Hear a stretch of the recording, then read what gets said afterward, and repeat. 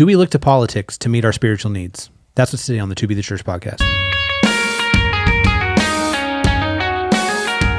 Welcome to the To Be the Church podcast, where we explore what it looks like to truly be the church in today's culture. Andrew's here. I'm Tyler. We told Ben we were recording this morning, and he was like, sorry guys, I can't do till afternoon. And we got kind of busy. It's almost 3 o'clock. Yeah, here we are. So sorry, Ben. Here we are. Our apologies. I was actually looking forward to talking about this with Ben because I think Ben likes this guy. This is a quote from a pastor named Zach Eswine. Yeah, I know Zach. Yeah. Or Zach Eastwine, depending on how you read it. No way. No, Eswine, always. So it's Eastwine. Yeah. You know him or just I know him personally, yeah. Oh, yeah? Yeah, he was one of my professors. Yeah. Yeah. Everything I've heard about him has been pretty legit. Like he wrote the... what are the Imperfect Pastor? Was that him? Okay, Yeah. I was going to say that. Then my mind went to Jared Wilson for some reason. And then he wrote a couple other books as well. Yeah, a lot. Ecclesiastes commentary. He wrote a book called Preaching Christ in a Post-Everything World that was really highly acclaimed. Yeah. So one of our mutual friends who pastors down in Oregon, he posted on social media this Zach Eswine quote. And I just thought, this would be just an interesting thing to talk about, kind of specifically putting things in the wrong place, okay? Zach said this, at least according to our friend Tyler. He said this. He said, we look to politics to meet our spiritual needs and then go to church to have our political views affirmed. Dun, dun. I saw that post from our mutual friend who lives down in Oregon. Yeah. Yeah. Little did I know that the very next day I would be talking about it on the To Be the Church podcast. The way you paused after that, it's like you wanted me to say something. Thoughts, I guess. No, that's very interesting. Obviously, this is not the way it's supposed to be and not how everyone views it by any means. Sure. But like when you look at kind of how different ways that politics have infiltrated the church in the negative ways, this is a very interesting statement. So let's parse it. The first part was we look to politics to meet our spiritual needs. It'd be nice. I don't know. I've got some connection. I don't have Zach's cell number, but I do have people that I know have it. So maybe we could get him on here and talk about it. But we should have thought of that before we started. But all this to say, what are spiritual needs? Yeah, my mind went to justification. Ooh, like instantly to where it was like we so desperately as humans long to be justified. Yeah. And like there's many ways that plays out, many ways that can, be like that can look. But like looking at people's political views and the way that they try to justify themselves, like they or they look to a party or platform or to justify them, or they look at the opposite party as here's how I have justification. Yeah. And it's like, there's the C.S. Lewis quote about like we end up playing in the mud, whenever. Yeah, we are far too easily pleased. Yeah. Mm-hmm. And it's like, I almost would take that quote and like superimpose it over this concept where it's like that justification is so minuscule compared to the justification we actually can have through Jesus, That's a really good,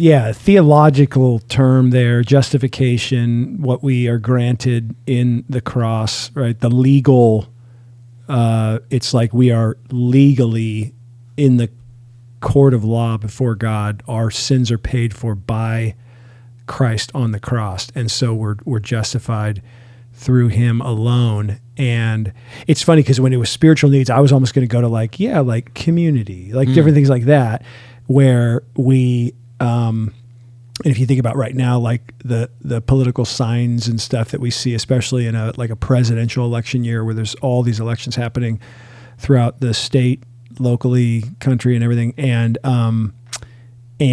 you just see the signs just get more and more and more and more signs. And I was running 2 days ago in kind of the area around my house, and you run by and you see, you'll see and I remember I was approaching this one house, and I've lived out there now for 6 years, so a few elections have taken place. I remember thinking like, I bet I know exactly the signs that are going to be in this yard. And sure enough, the closer I got to the house, I saw, and they had like brand new signs of like the 2 to 3 from the president down to the congressperson down to the local, and it's all, and I thought to myself, like, and I started thinking through this, like, I wonder if they're like a donor. They're definitely in a specific political party, but I wonder if like if they go and they order every one of those signs themselves every cycle, or if they're just a donor, or maybe they're actually involved with that party locally here, and so they are a part of putting those signs up other places. But they're always like brand new. They're all nicely, done, and they affix them, certainly. And then I thought through I was thinking all through that, right? And so community and sort of that communal, like, we're a part of this, and we have those people we share the party with that we agree on, and almost like we, maybe you and I are like, we look to NFL football to meet our spiritual needs, but it's like almost that thing where you have like the fan base of your team, and in American politics, you really, you have the blue team and the red team, and it's like the team that you're on, you get a lot out of that. But I think your answer is way better, justification, and it's. That's just one of the many things we could probably talk about there, but it's like people feel so righteous and virtuous based upon their political priors, right? They're where they're landing politically.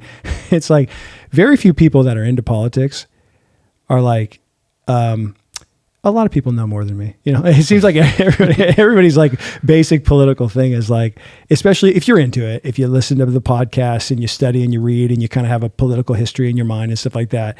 And I'm probably as guilty of this as anyone else. There's always that, like, hopefully most of the times unspoken assumption that like, I just know a lot more than you do. if you knew what I knew. Yeah. Okay. Yeah. If your views are different than mine, it's just because you haven't studied, it's just because you're ignorant. But yeah, and so I do think that justification piece, righteousness is certainly another one, and virtue and holiness. I mean, there's so many things that are spiritual dynamics that we can garner from politics. Yeah. Yeah. So like, then there's the idea we look to politics to meet our spiritual needs, and then go to church to have our political views affirmed. I think this is more of a subtle thing. Like, I mean, there's a few times. So there's a couple times around the 2020 election where things were maybe said on this podcast a couple times, or from our pulpit, where like we got some folks responding who were looking to have their political views affirmed. And that whenever it was kind of,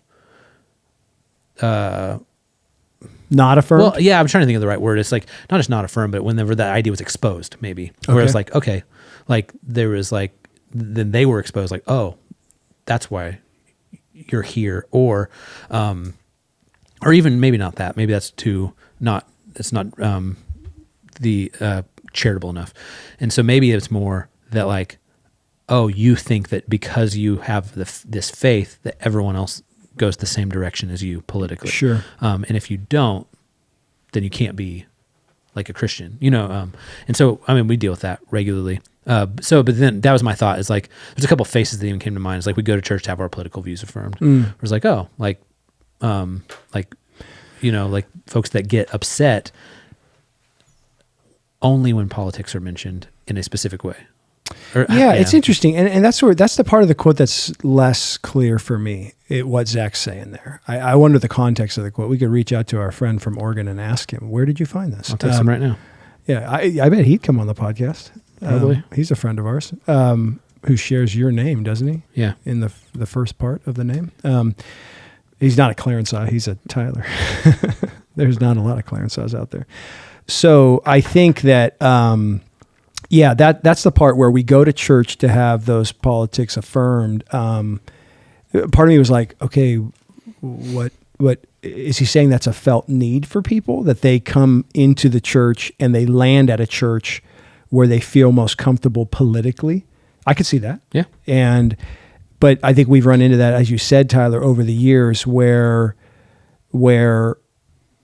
people will land here. Oh, I can think of so many examples of this over the last decade and a half, where it's like people will land here with certain assumptions, and then if there is something that they hear or something that is said that doesn't fully affirm some of those political assumptions, it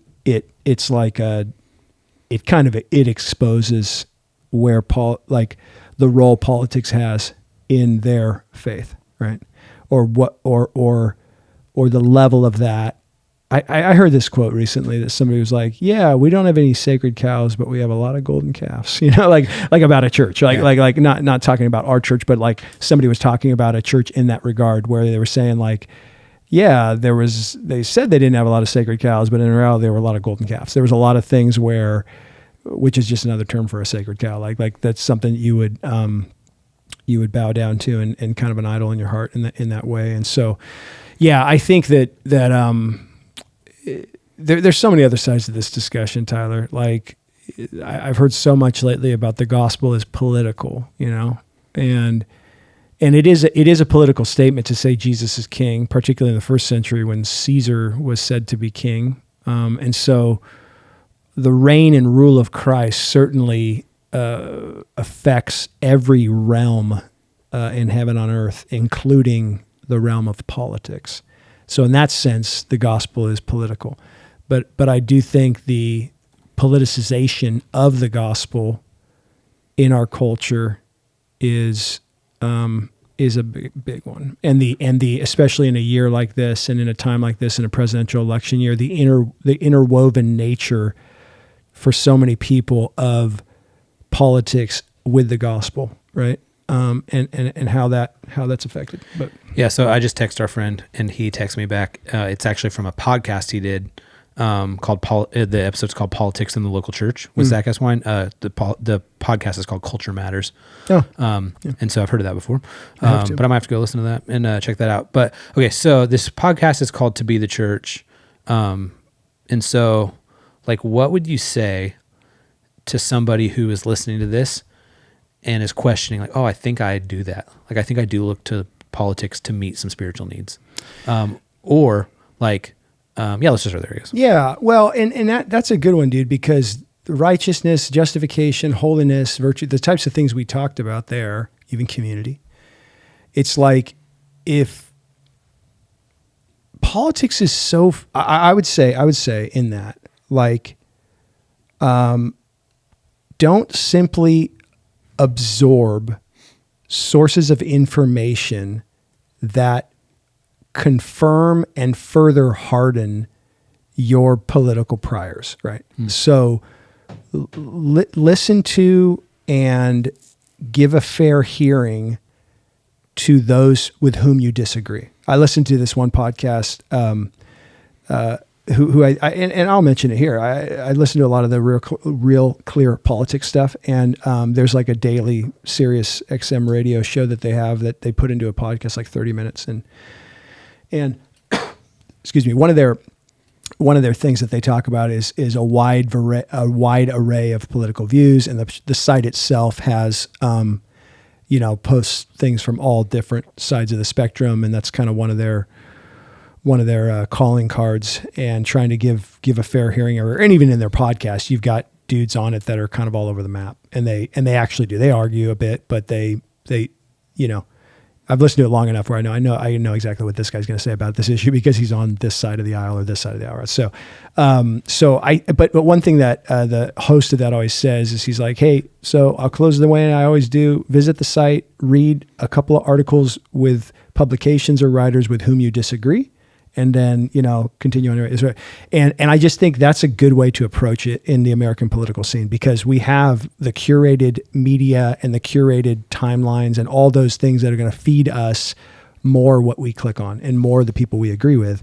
And I do think that makes us dumber. Like not being able to understand the arguments, the philosophical underpinnings of the other sides of the aisle is not good for us, because, and a buddy of mine recently was saying this, and I do agree with this, the gospel is political and intersects with the political realm in significant ways, but the gospel is not partisan, right?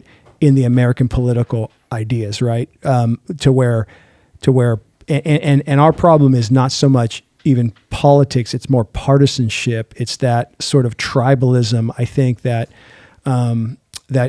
results in our day and age and with technology and those kind of things. So I think studying the scriptures, spiritual disciplines, the community of Christ, being around people and with people who strengthen you in your faith and in your walk with Christ is vital.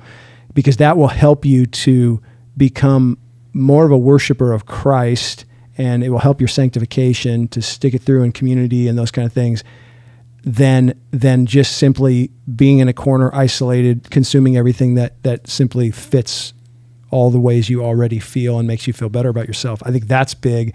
And then secondly, like on the politics side, making sure you understand the arguments and philosophies on both sides, and understand learn policy, not just personality. That's another thing, is like our policies are so personality driven that people, this upcoming election, this upcoming election is an election on like the presidential election I'm talking about with the two major party candidates. You got vibes and you got personality. Like that's what a lot of people look to on that. And I'm not saying even the people listening to this podcast are all there. I'm just saying that tends to be the thing. It's vibes, it's personality, it's rhetoric, it's all the normal political stuff, rather than like what actually will happen here. What are the policies that are ascribed to and those kind of things. And some of this is even my own political development in recent years. Is like, I've just become a lot more pragmatic, I think, on stuff the older I've gotten, in the sense of like, I'm not going to be driven by the emotion of the moment, and I'm going to kind of look at things a little bit more pragmatically, more policy related. And then, dude, you got to take the emotion out of it, and combined, you also have to take the justification, sanctification out of it. Like this idea that like, I think your faith should inform your vote. I don't think like your vote saves you. You know what I mean? Mm-hmm. Like it's just like, and I would say just personally, like, don't vote for stupidness, but at the same time, then Tyler, you respond, you're like, that's why I don't vote. No, I'm just kidding. Well, to your thing, okay, to your point there. So don't like try to take the emotion out of it. It is so emotional for so many people. Yeah. And I think that one good question to ask if you're trying to be the church and not live in like the chaos is like, as you're consuming, this isn't just political stuff, but it certainly applies to political stuff. Like as you're consuming content, like what is this breeding in me?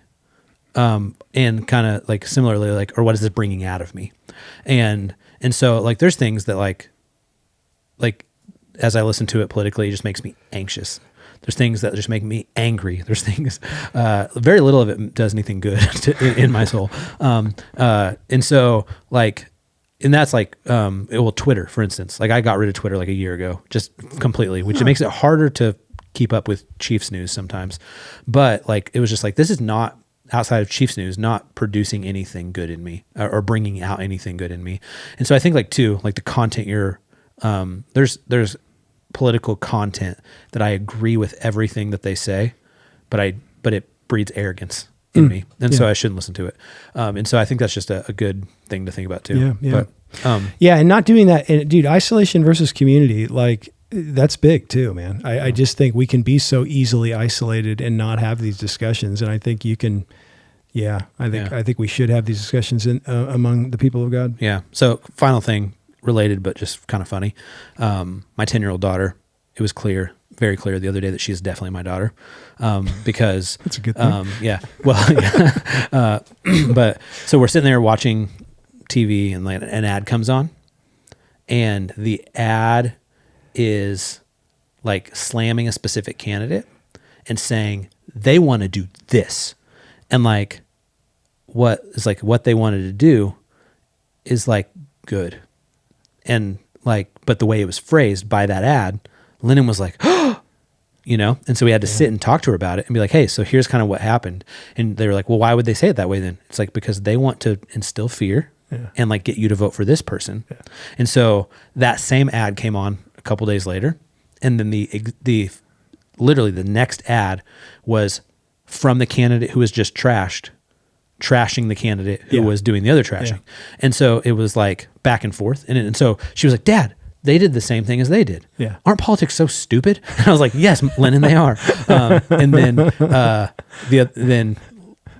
it was during a Chiefs game. She's like walking through the living room and there's a political ad, and she just goes, paid for by Marine Glusenkamp Perez. Like before the ad even said it. And then she's like walks out of the room. And I was like, you are my child. That is awesome. Being in a battleground congressional district is great for our children, right? My kids, the same thing. They like, and same race you just mentioned that they were asking me, they're like, Dad, and they name a candidate, and then they're like, is this true? And I'm like, well, let's talk about that. Yeah, so we had the same dialogue. I'm like, they're just trying to watch a show on Prime Video, man. Come on, give us a break here.